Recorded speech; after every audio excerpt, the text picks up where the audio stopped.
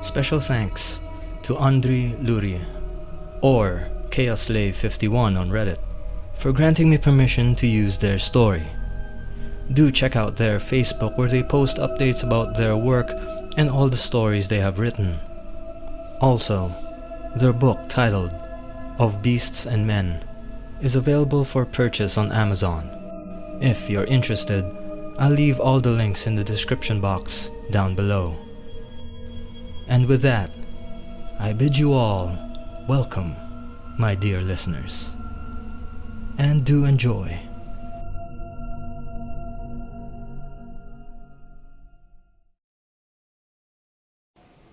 There's something living in my apartment with me, but I can't remember it. That's what the note said. It was a little post-it note, stuck on top of my laptop.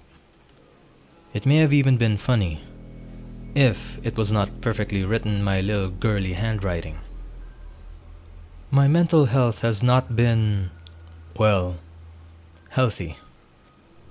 I have had panic attacks and small periods of blackouts for a few years now. I have sought out help, but nothing has come of it so far.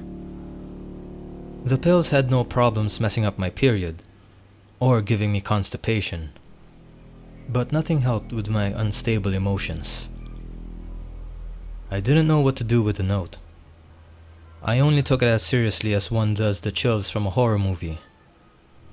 You may know it's nothing, but you will still check every room to be empty, and every door to be locked before turning out the lights. I had one idea. If I was going to leave notes for myself about weird things in my house, I was going to circle them. I didn't tell that to anyone. I didn't write it down. I had never circled anything before. This is why I spat out my beer when I saw another note on my laptop. I saw it again. I can't keep memories of it. I just remember the old note. The text was circled. I grabbed the note and left the apartment. I didn't know what to think, or how to put it into words to tell someone else. I just sat in a coffee shop, in my usual soft spot, listening to my heart pump blood. Why notes? That was the real question. Why didn't I text myself? Or better, take a picture of it? What if I did? Paranoia and fear rushed through me. I tried to bury myself in the little coffee shop couch. I struggled to take a solid breath as I pulled out my phone. Messages to myself don't leave notifications. I fumbled with the screen and got to my camera roll. All black. So many of my photos were all black. I had taken at least 2 black photos a day. Some in the morning, some in the evening, a few in the middle of the night. My chest burned. I think I must have made a noise because others were looking at me. I held my coffee cup to my lips pretending to drink. Just the motion of it made me want to puke. I opened the messenger app and found my own name. A false smile looked at me from my profile picture.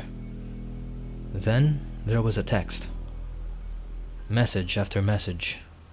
Each one said ...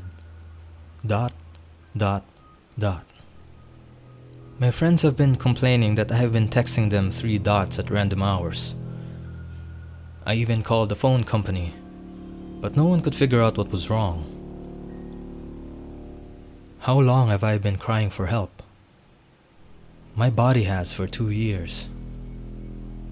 I wondered about every time I woke up with a black and blue I didn't remember, or a feeling of having someone else's sweat on my body.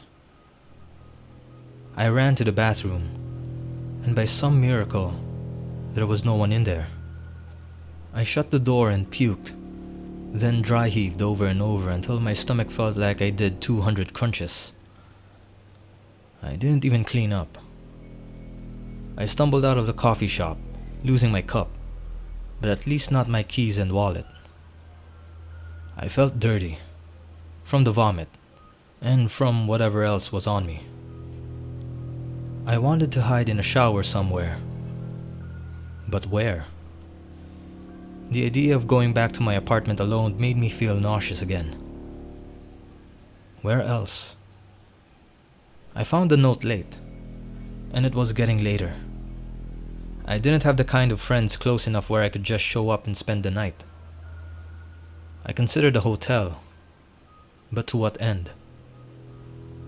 I was just being crazy. This was not a thing that happened to people who stayed out of mental health facilities. I pulled out my phone and texted Matt. Do you want to come over and spend the night? Hi, are you joking? We have not spoken in 2 months, was his reply. I sent back a nude. I am drunk, I lied. Just come over, right now, and promise to spend the night. Sure, whatever you want, babe. Let me brush my teeth and I will be there in 15. I pretended to be downstairs checking the mail when Matt showed up at the front door. He was not a terribly attractive man. He was tall and kind of overweight. Not terribly unattractive either, though. Someone I had warmed my bed on more than one occasion. Right now, being over 200 pounds was all I wanted. I would just get him off and maybe this would be enough. We walked upstairs and opened my apartment door. I didn't know what I was expecting. It just looked like my place. I let Matt in and poured him a drink. I took mine to the bathroom where I tried to clean up and compose myself enough to pretend to be a normal person for a night. I dropped the glass. It shattered and sharp slivers went everywhere. My heart was pounding again. Are you okay? I heard Matt's voice. He seemed genuinely concerned. And then I knew. I must have seen it again. Could you please come in here? You are a crazy one. He sighed, but I heard his footsteps. My eyes were on the shower curtain. If I could just not blink. Matt walked in and looked at the glass on the floor. Oh, let me get that for you. Sorry, I thought you wanted to do some weird sex thing in here. Matt, dear, could you please ignore the glass and come stand near me? Matt took 2 careful steps around the glass and stood by me. My hand slowly reached out to the curtain. I didn't know what would have made me feel worse. To find or not find something there.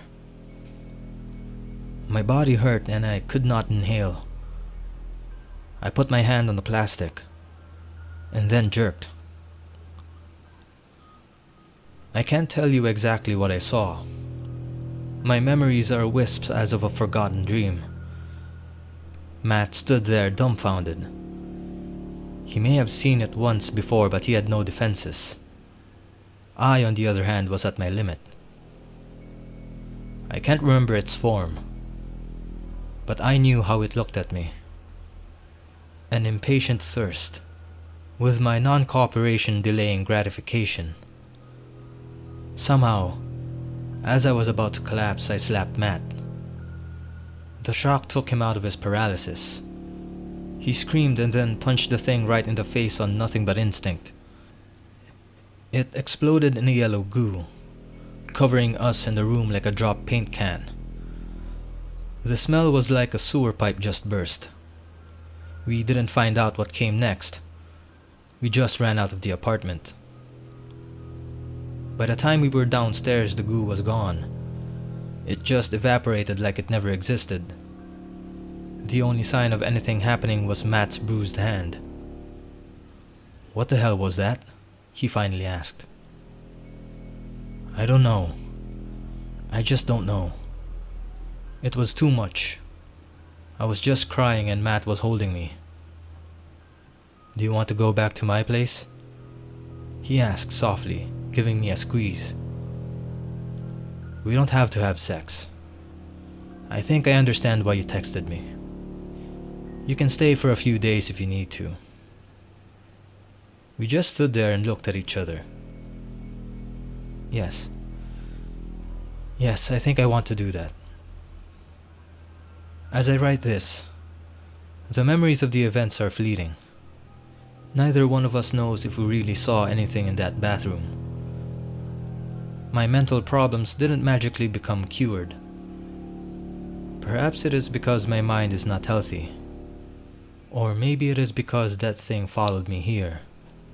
And I still see it. And I still can't remember. Or maybe those two things, those two ideas, they are one and the same.